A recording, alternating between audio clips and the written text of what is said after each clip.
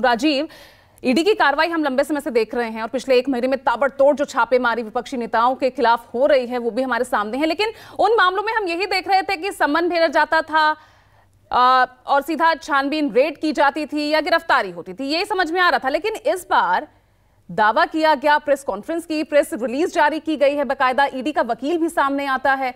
बहुत ही डिफरेंट इस बार कार्रवाई ईडी की नजर आई है। तो आप किस तरह से इस मामले को देख रहे हैं? और जिस तरह से 2018 का जिक्र वैभव ने किया है राजीव, तो क्या वही रणनीति एक बार फिर अपनाने की कोशिश कर रही है? और क्या फिर एक बार कांग्रेस निकल जाएगी इस मुद्दे से, उसी वही सिंपैथी वोट में इसको कन्वर्ट करके? इतना आसान होगा? 3 दिन बाद चुनाव, मतदान छत्तीसगढ़ में।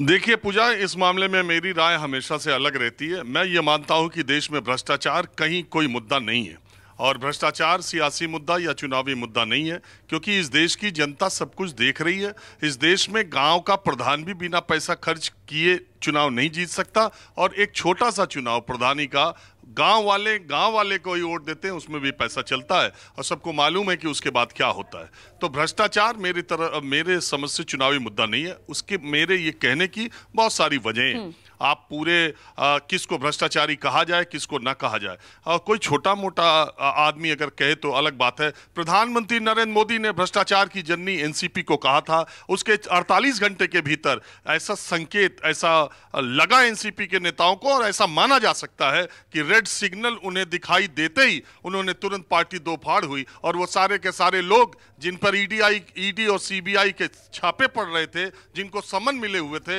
आज वो महाराष्ट्र के सरकार के माननीय मंत्री बने हुए हैं। तो भ्रष्टाचार कौन है? भ्रष्टाचारी कौन है? प्रधानमंत्री के बयान के बाद ही सारे लोग आज एनडीए में शामिल है और एनडीए की बैठक में सीना फुलाए अजीत पवार पहुंचते हैं। उन्हीं पर चक्की पिसिंग, चक्की घिसिंग अजीत पवार के बारे में कहा गया था। दूसरी बात, कर्नाटक के बेल्लारी बंधुओं के खिलाफ सीबीआई की जांच थी। 2018 के चुनाव से पहले वो बेल्लारी की 16,500 करोड़ माइनिंग के जो घोटाले के आरोप थे, उस पर क्लीन चिट मिल गया। कैसे? भारतीय जनता पार्टी के बेल्लारी बंधुओं का बेल्लारी के रेड्डी बंधुओं का के बारे में आप जानती हैं। हेमंत बिस्वा आसाम के मुख्यमंत्री हैं। जब वो कांग्रेस पार्टी में मंत्री के तौर पर थे, कांग्रेस पार्टी की सरकार थी, गृह मंत्री अमित शाह तब भारतीय जनता पार्टी के राष्ट्रीय अध्यक्ष थे। रिकॉर्ड निकाल के देख लीजिए, गूगल यूट्यूब पर पड़ा हुआ कि अमित शाह ने उनके बारे में क्या कहा था। उसके कुछ दिनों के बाद उन्होंने कांग्रेस ज्वाइन कर ली और आज वो आसाम के माननीय मुख्यमंत्री हैं। और वो ईडी और वो सीबीआई के संबंध कहाँ है पता नहीं। इसके अलावा मैं कर्नाटक में था, विधानसभा चुनाव वहां था। भारतीय जनता पार्टी के बीजेपी के विधायक के बेटे के पास 8 करोड़ रुपए कैश बरामद हुए। ईडी सीबीआई कहां थी? उस केस में कब, उसके बाद क्या हुआ, इसका कोई पता नहीं है। आज देश में 5 राज्यों में विधानसभा के चुनाव हो रहे हैं। छत्तीसगढ़ के मुख्यमंत्री को ईडी का कल मिल ही गया है। राजस्थान में कांग्रेस के मुख्यमंत्री अशोक गहलोत के बेटे वैभव गहलोत अभी कई घंटे की ईडी की पूछताछ से कुछ ही दिन पहले आए भी हैं। इसके अलावा तेलंगाना में केसीआर मुख्यमंत्री हैं, उनकी बेटी दिल्ली के कथित शराब घोटाले में ईडी के राडार पर है। और दूसरी तरफ जगन मोहन रेड्डी की पार्टी टीडीपी के सांसद और उनका बेटा, जिसके खिलाफ सीबीआई ने एफआईआर की थी, वो सरकारी गवाह बन गया। दिनेश अरोड़ा सरकारी गवाह बन गए, जिनके ऊपर एफआईआर दर्ज की गई थी। पहली एफआईआर में आम आदमी पार्टी के मंत्री का नाम नहीं था। जिन लोगों पर एफआईआर दर्ज की गई वही सरकारी अप्रूवर बन गए, उन्हें जमानत भी मिल गई। और उन्हीं के कहे पर कि ये इस आदमी को हमने 2 करोड़ रुपए दिए हैं, आम आदमी पार्टी के राज्यसभा सांसद जेल के शिक्षों के पीछे हैं। सवाल इस बात का नहीं है, सवाल इस बात का नहीं है कि भ्रष्टाचार हुआ कि नहीं हुआ। चाहे हुआ हो तो संजय सिंह हो या अरविंद केजरीवाल हो, चाहे अशोक गहलोत हो, चाहे जो भी हो, हेमंत बिस्वा भी हो, इसमें येदुरप्पा भी हो, सबके खिलाफ कार्रवाई एक सी दिखनी चाहिए और होनी चाहिए। सवाल इस बात का नहीं है। सवाल इस बात का है कि जब चुनाव के वक्त इस तरह की कार्रवाई होगी तो उसे राजनीति से प्रेरित माना जाएगा और जो इसके ऊपर होगी वो अपने को विक्टिम कार्ड खेलने की कोशिश करेगा। भूपेश बघेल विक्टिम कार्ड खेलने के बहुत माहिर माने जाते हैं। छत्तीसगढ़ का चुनाव अब बहुत कम समय बचा भी हुआ है। अब इस आड़ में कि राजनीतिक विरोधियों को ईडी के जरिए फंसाया और परेशान किया जा रहा है, भ्रष्टाचार के खिलाफ लड़ाई को रोका भी नहीं जा सकता।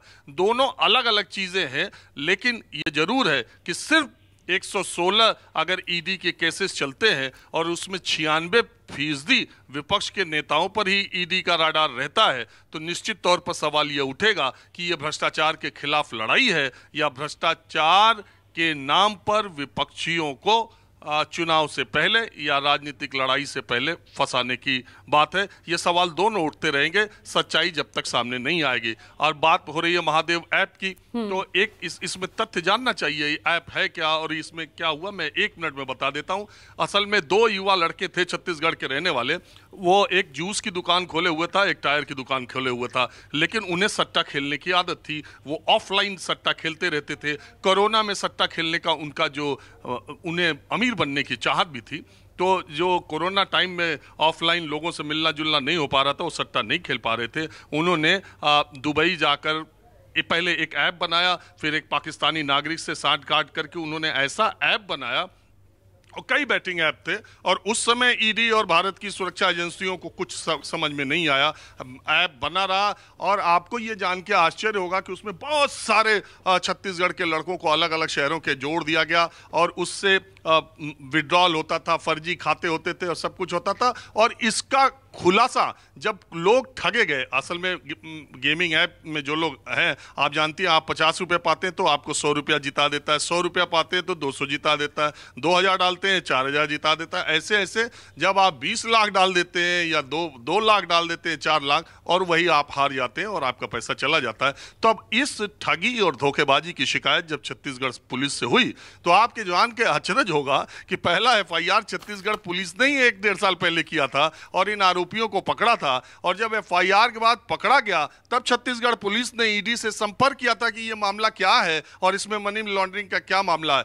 कुल मामला खुला। ये देखिए, बुराई बहुत दिन तक छुपती नहीं, गुनाह अपने सबूत छोड़ करके जाती है।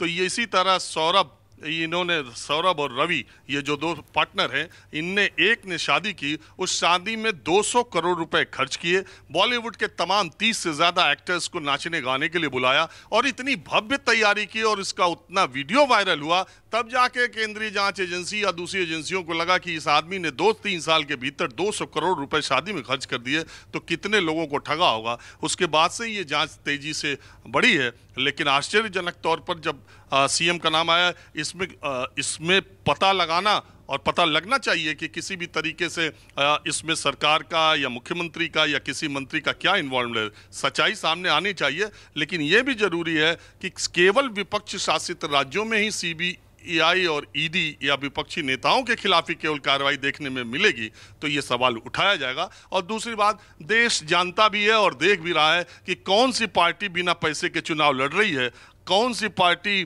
ईमानदारी के रास्ते पे है। सब देख रहे हैं कि कितना पैसा खर्च हो रहा है, किसके पार्टी के नेता कितने हेलीकॉप्टर से चल रहे हैं, रैलियां कैसी हो रही हैं, कैसे बांटे जा रहे हैं, जनता को सब पता भी है।